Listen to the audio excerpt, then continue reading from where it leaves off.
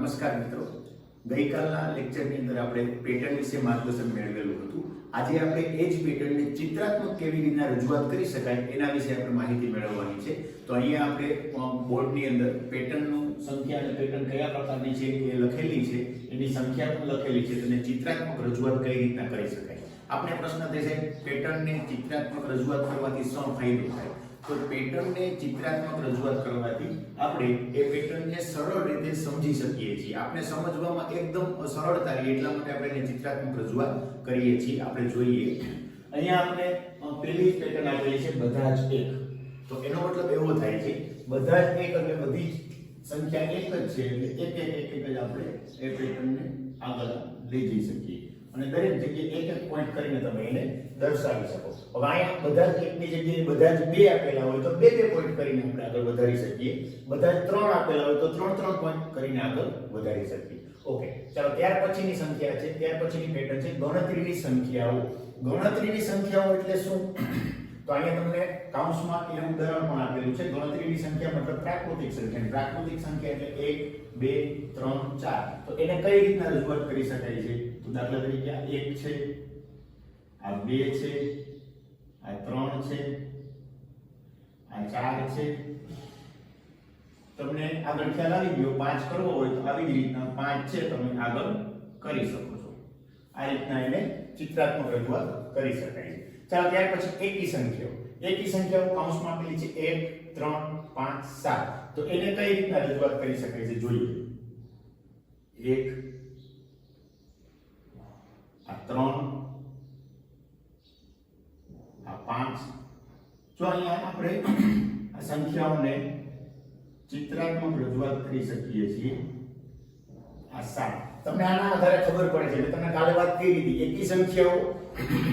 એકી સંખ્યાઓ મતલબ બે ના જૂથ બનાવો અને પાછળ એક વધે કે જેનું જૂથ ન બને. જો અહીંયા એક જ છે એટલે જૂથ નહીં બને. અહીંયા બે નું એક જૂથ બનશે પણ એક નહીં બને. અહીંયા બે ના બે જૂથ બનશે પણ એક બાકી રહેશે. બે ના ત્રણ જૂથ બનશે પણ એક બાકી રહેશે. એટલા માટે આ એકી સંખ્યાઓ છે. બરાબર? આ જ પેટર્નમાં તમે આગળ 9 કરવા હોય તો 9 પણ કરી શકો છો. આગળની પેટર્ન તમે બનાવી શકો છો. ચાલો ત્યાર પછી બેકી સંખ્યાઓ. બેકી સંખ્યાઓ સેમ આ જ રીતના ઉદાહરણ આપેલું છે. ઉદાહરણ આપેલું છે 2 4 6 8. ચાલો આ 2 આ 4. ત્યાર પછી આગળની સંખ્યા છે 6 ની અંદર 6% થશે. ત્યાર પછીની સંખ્યા છે 8 ની અંદર 8% થશે. આ પ્રકારે તમે આની ચિત્રાત્મક રજૂઆત થાય છે. ચાલો તો અહીંયા તમે બેકી સંખ્યાઓમાં બે ના જૂથની અંદર તમે એ સંખ્યાઓને વેચી શકો છો. એક પણ પાછળ રહેતું નથી. જૂથ બન્યા વગરનું એક પણ રહેતું નથી. એટલે અહીંયા 2 અહીંયા 2 અહીંયા 2 અહીંયા 8 ની અંદર બે વાળા 4 જૂથ બને છે. તો આ બેકી સંખ્યાઓની ચિત્રાત્મક રજૂઆત છે. ચાલો હવે બહુ મહત્વની સંખ્યા છે ત્રિકોણીય સંખ્યા. અહીંયા કાઉન્સમાં તમને ત્રિકોણીય સંખ્યા આપેલી છે 1 પછી 3 પછી 6 પછી 10. આને ચિત્રાત્મક રજૂઆત કઈ રીતના કરી શકાય જોઈએ આપણે. 1 તો સૌથી પહેલા 1 એટલે એક ટપકું કરીશું. ત્યાર પછી 3 એટલે આ ત્રિકોણ બનાવવાનો પ્રયત્ન કરવાનો. કારણ ત્રિકોણીય સંખ્યા શા માટે કહેવાય છે? તો આપણે ત્રિકોણ બનાવવાનો પ્રયત્ન કરેલો છે. જો અહીંયા 1 તો છે, ત્યાર પછી 3 એટલે આ રીતના 3 ને રજૂઆત કરો તો ત્રિકોણ બને છે. ત્યાર પછીની સંખ્યા કઈ છે 6. તો 6 બનાવવા માટે આ રીતના આપણે એને ત્રિકોણીય સંખ્યાને આગળ વધારી શકીએ છીએ. તો આમાં નીચે એક ઉમેરતા જઈએ અને સંખ્યા બનતી જાય 1 3 6. જો અહીંયા 3 હતા જ અને નવા 3 ઉમેરાણા એટલે 3 ને 3 6. ચાલો ત્યાર પછી 10. આ 3 છે તેના પછી 4 ઉમેરાશે તો એક સંખ્યા આ રીતના બનશે 1 2 પછી અહીંયા 3 અને પછી અહીંયા 4. જો આ ત્રિકોણ છે એ આકૃતિની અંદર ત્રિકોણ તો બનતો જ રહે છે પણ તમારી સંખ્યા એ પ્રકારે ઉમેરાતી જાય છે.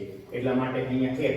જો અહીંયા 1 હતો, અહીંયા 3 થયા, અહીંયા 6 થયા, અહીંયા 10 થયા. હવે આગળની સંખ્યા તમારે બનાવવી હોય તો છેલ્લું 4 છે તો પછી 5 વાળી લાઈન બનશે. તો આવું બને. જાઓ 1 આ 2 અહીંયા 3 છે, અહીંયા 4 છે અને હવેની લાઈન બને છે કેટલી બને છે 5 બને છે. અને 5 બને છે તો 10 માં 5 નાખો તો કેવા થાય છે 15 થાય છે.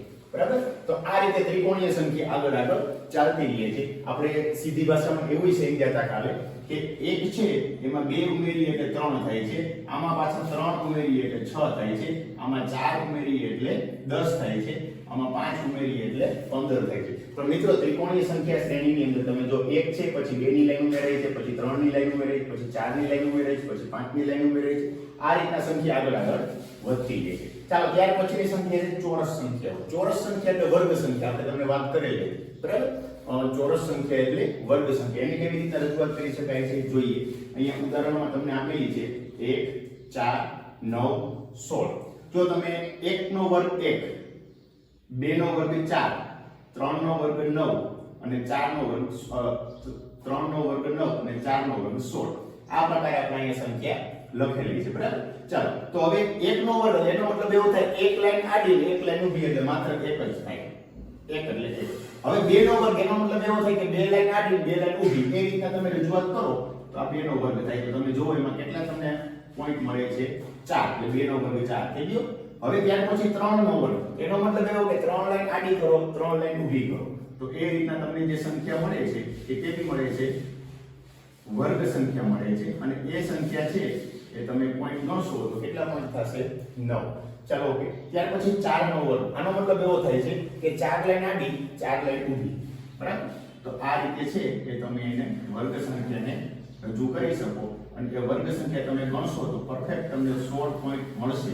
અને 16 પોઈન્ટ મળે છે એટલે એનો મતલબ એવો થાય છે કે આ કેવી સંખ્યા છે? વર્ગ સંખ્યા છે, બરાબર?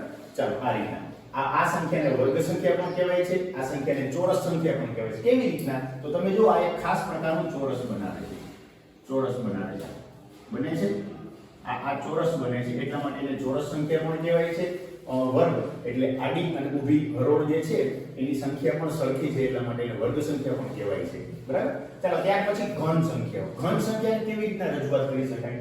તો સૌથી પહેલામાં પેલું ઘન એટલે એવી વાત છે કે 3 ડાયમેન્શન પરિમાણ એટલે કે 3D. તમે જ્યારે કોઈ પણ આકૃતિને 3D માં રજૂ કરો તો એ ઘન સ્વરૂપે દેખાય. તો અહીંયા વર્ગ સંખ્યા છે એના જેવું જ, પણ માત્ર ફેર એટલો છે કે વર્ગની અંદર આડી અને ઊભી લાઈન જ જોતા હતા. આમાં આડી લાઈન જોવાની છે, ઊભી લાઈન જોવાની છે અને ઊંડાઈ પણ કેટલી છે એ પણ જોવાનું છે, બરાબર? જોઈએ આપણે. સૌથી પહેલા એક એટલે આકૃતિ સાદી અને સરળ આવી બને છે, બરાબર? આ રીતના એક સાદી અને સરળ આકૃતિ આવી બને છે. ત્યાર પછી આપણે જોઈએ બીજી સંખ્યા છે 8. એનો મતલબ એવો થાય અહીંયા 1 નો ઘન થાય છે, અહીંયા 2 નો ઘન થાય છે. 2 નો ઘન થાય છે એનો મતલબ શું?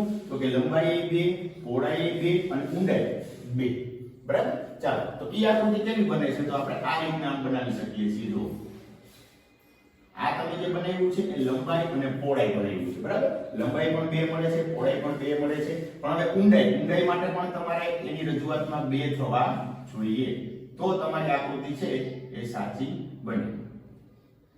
ચાલો આ રીતના તમે બનાવો આકૃતિ એટલે તમને 1 2 3 4 પાછળની લાઈનમાં 1 2 3 અને 4 આ પ્રકારના તમને જે 4 આને તમે અલગ પાડો ને તો પેલી લાઈન છે એના બોક્સ આવી રીતના અલગ પડશે અને પાછળની લાઈન છે એના બોક્સ આવી રીતના અલગ પડશે.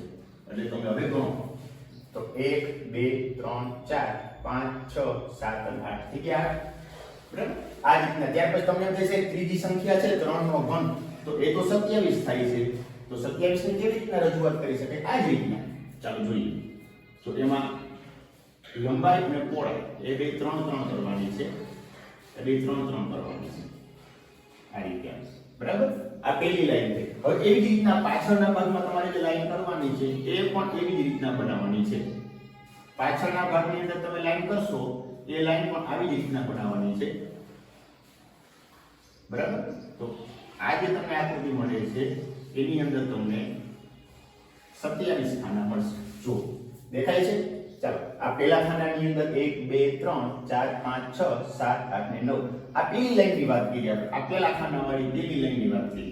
એવી જ રીતના બીજી લાઈનની અંદર પણ 9 ખાના તમને જોવા મળશે. 9 દુને 18. ત્રીજી લાઈનમાં પણ જે છે એ 9 ખાના જોવા મળશે એટલે 9 તેરીને 27. આ પ્રકારે તમે જ્યારે જોશો તો તમને આ આકૃતિ છે એ 3 નો ઘન એટલે કે 27 વાળી આકૃતિ જોવા મળશે. તમને એમ થાય છે અહીંયા 1 2 3 4 5 6 મતલબ આ એક જ છે 5 જ દેખાય છે, પણ આ પાછળના ભાગમાં જે ખાના છે ને આ એ તમને નજરે પડતા નથી. પણ તમે અલગ કરો ને તો આ પ્રકારની આકૃતિ મને આ પહેલી લાઈન છે, બરાબર? આ પહેલી લાઈન છે, આ પાછળની બીજી લાઈન છે, સેમ એવી છે, બરાબર, અને ત્યાર પછી ત્યાં ત્રીજી લાઈન સેમ એવી આકૃતિ તમને જોવા મળે છે. આ તમે ત્રણેયને અલગ અલગ લાઈનને છૂટી પાડો તો 1 2 3 4 5 6 7 8 9 9 2 18 9 3 27 આ રીતના તમને જોવા મળે છે. તો આ જે ઘન આકૃતિ છે એ ઘન આકૃતિનું તમે ચિત્રાત્મક રજૂઆત આ રીતના કરી શકો છો. મિત્રો આ ચિત્રાત્મક રજૂઆતથી ઘણી બધી સંકલ્પનાઓ એવી છે કે જે સમજવામાં તમને એકદમ સરળ રહેશે. એ તમને સમજવું વ્યવસ્થિત રીતે તમે જાણી શકશો કે ત્રિકોણીય સંખ્યા કોને કહેવાય, ચોરસ સંખ્યા કોને કહેવાય, એટલે શા માટે ચોરસ સંખ્યા કહેવામાં આવે છે, ઘન સંખ્યા કોને કહેવાય, ઘન સંખ્યા હોવાનું કારણ શું છે. બરાબર, તો આ રીતે સમજવા માટે પેટર્નની ચિત્રાત્મક રજૂઆત આપણા માટે ખૂબ મહત્વની છે.